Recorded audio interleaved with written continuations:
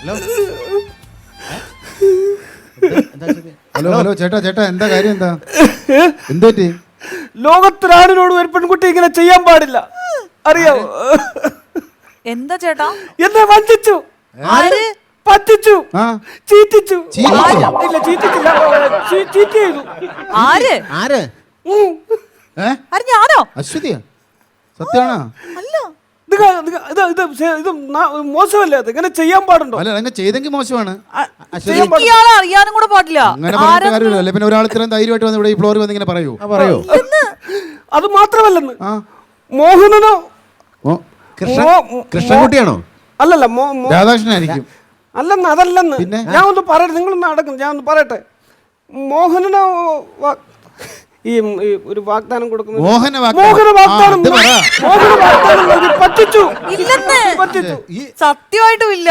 അല്ലെങ്കിൽ പിന്നെ ആൾ ഇങ്ങനെ വന്ന് ഇവിടെ പറയത്തില്ല. കണ്ടിട്ട് ഭ്രാന്തൊന്നും ഉണ്ടെന്ന് തോന്നുന്നില്ല. അങ്ങനെ ഞാൻ ഒരേ ഒരാളെ പറ്റിച്ചുള്ളൂ, പുള്ളി അങ്ങ് ദുബായിലുണ്ട്. പിന്നെന്താണ് ഇയാള് വന്നിങ്ങനെ ബഹളം വെക്കുന്ന കാര്യം? പറ എന്താ വിഷയം? എന്താണ് പറ? അത് വളരെ മോശമായി പോയിട്ട്. സത്യമായിട്ടും ഇല്ല ചേട്ടാ. നിങ്ങൾക്ക് എന്നെ അറിഞ്ഞൂടെ? ഞാൻ അങ്ങനെ ഒരാളെ പറ്റിക്കുന്ന ടൈപ്പാണോ? 10 മനുഷ്യനെ അറിയണ ആളല്ലേ അശ്വതി, ചാനലിലൂടെ ഒക്കെ. അങ്ങനെയുള്ള ഒരു വ്യക്തി അമ്മാവന്റെ പ്രായമുള്ള ആളെ പറ്റിക്കാൻ മോശമല്ലേ പോയി? അമ്മാവൻ ആരാണ്? അമ്മാവൻ ഈ അങ്കിളിന്റെ പ്രായമുള്ളവരെ പറ്റിച്ച മോശം. അങ്ങോട്ട് വന്നോണ്ടല്ലോ, അപ്പൊ പിരിയമ്പടി ഞാൻ പിടിച്ചാൽ ഉറച്ചു കളയും കേട്ടോ, ഞാൻ പറഞ്ഞേക്കാം. അങ്കിളെന്ന് എന്നെ കയറി അങ്കിള്. പിന്നെ ചേട്ടാ ചേട്ടാന്ന് വിളിക്കാം. ആ ചേട്ടൻ, എന്താ കാര്യം പറ. കാര്യം എന്തോന്നു? ഈ കുട്ടി ഒരു മുളക് പൊടിയുടെ പരസ്യത്തിൽ അഭിനയിച്ചില്ലേ? ഏത്? ചറപറ മുളക് പൊടി. ആ മുളക് പൊടി ഞാൻ വാങ്ങിച്ചു. ഉച്ചക്ക് കറി വെച്ച് കഴിക്കണം. അതല്ലെന്ന്, അതുപടി എന്നെ പറ്റിച്ചെന്ന്. എങ്ങനെ പറ്റിച്ചെന്ന്? ഞാൻ ഈ മുളക് പൊടി മേടിച്ചു, അതിന്റെ കവർ പൊട്ടിച്ചു. കവർ പൊട്ടിച്ചപ്പോ കാറടിച്ചു. നടുറോട്ടിൽ നിന്ന് കവറ് പൊട്ടിച്ച് കണ്ണി പോയിട്ട് കാറടിച്ചതിന് ഈ കൊച്ചെന്നാ ചെയ്തേ? ഞാൻ എന്താണ് പറഞ്ഞത്? നിങ്ങൾ എന്താണ് കേൾക്കുന്നത്?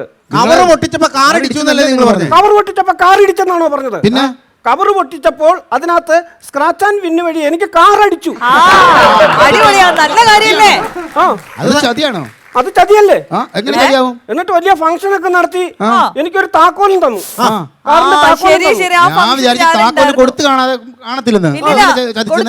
അത് ഹാൻഡ് ഓവർ ചെയ്യേണ്ട ചടങ്ങിൽ ഞാൻ ഉണ്ടായിരുന്നു. താക്കോല് തന്നത് ഈ കുട്ടിയാണ്.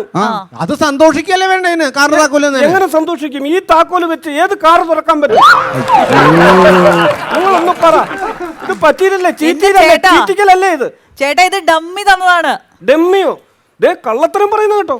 ഈ കുട്ടിയാണ് എനിക്ക് തന്നത്. ഈ ഫോട്ടോ വരെ ഇരിപ്പുണ്ട്. കാർ തരുന്ന, ഈ താക്കോല് തരുന്ന ഫോട്ടോന്റെ ഇരിപ്പ്. എന്നിട്ട് പറയാം ഡമ്മിയെ പിടിച്ചതിനിടയിൽ ഇടണ്ട കേട്ടോ. ചേട്ടാ, അങ്ങനല്ല, ഇത് ഡ്യൂപ്ലിക്കേറ്റ് തന്നാന്ന്. കണ്ടോ? ഇത് ഡ്യൂപ്ലിക്കേറ്റ് ആണ് തന്നത്. ഒറിജിനൽ മറിച്ചു വിറ്റു. ഒറിജിനൽ മറിച്ചു വിട്ടിട്ട് എനിക്ക് ഡ്യൂപ്ലിക്കേറ്റ് തന്നെ. ആരെങ്കിലും മനസ്സിലാക്ക്. എന്റെ ചേട്ടാ, എന്നെ പറ്റിച്ചെന്ന് ഇതാണ് ഞാൻ പറഞ്ഞത്. ചേട്ടൻ ആരും പറ്റിച്ചിട്ടില്ല. പിന്നെ ചേട്ടൻ നിങ്ങളുടെ ഷോറൂമിൽ ചെന്നാൽ മതി, ചേട്ടന് കാറ് കിട്ടും. ഇനി ഞാൻ ഷോറൂമിലോട്ട് ചെല്ലട്ടെ, അവരെന്നെ പിടിച്ചിട്ടിടിക്കാൻ. ഇത് താക്കോലും കൊണ്ട് ഞാൻ അവിടെ ചെല്ലുമ്പോൾ ഞാൻ പറ്റിയിരിക്കാരനാന്നും പറഞ്ഞ് അവരെന്നെ ഇടിക്കത്തില്ലേ?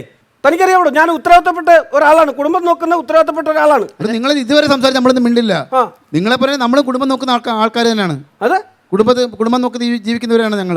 മീൻ വെട്ടും പാത്രം കഴിവും അല്ല ഞാൻ ഉദ്ദേശിച്ചത്. അധ്വാനിച്ച് ജോലി ചെയ്ത് ജീവിക്കുന്ന കാര്യമാണ് ഞാൻ പറഞ്ഞത്. ചേട്ടാ, ഞങ്ങൾ ഇവിടെ നിന്ന് ജോലിയാ ചെയ്യണേ. എന്താ ജോലി? ഞങ്ങൾ ജോലി ചെയ്യണേ. ചുമ്മാ കസേരയിരുന്ന് ചളുവാടിക്കുന്നതാണോ ജോലി?